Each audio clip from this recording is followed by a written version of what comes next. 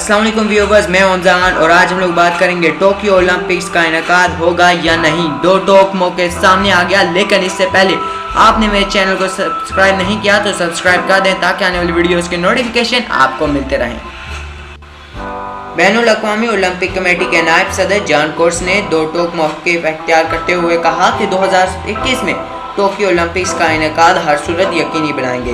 गैर मुल्की खबरें इदारे की रिपोर्ट के मुताबिक अपने एक बयान में जॉन कोर्स का कहना था कि टोक्यो ओलंपिक्स के खेल अगले साल जुलाई में नए शेड्यूल के तहत होंगे।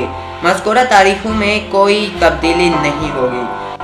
उन्होंने कहा कि 2021 में कोरोना रहे या न रहे, हम खेल का आगाज कर देंगे। टोक्यो ओलंपिक्स का इनेकाद कोरोना के खिलाफ फतह होगी। ओलंपिक्स के मुकाबले आलमी जंगों में भी ख़त्म नहीं किए गए थे।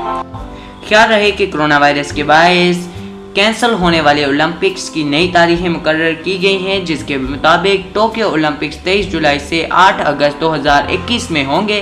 पहले ये मुकाबले रवां बरस 24 जुलाई में शेड्यूल थे। आज के लिए इतना ही, मुलाकात होगी नेक्स्ट प्रोग्राम में। तब तक के लिए अल्लाह हाफिज़, अपना ख्याल रखिएगा।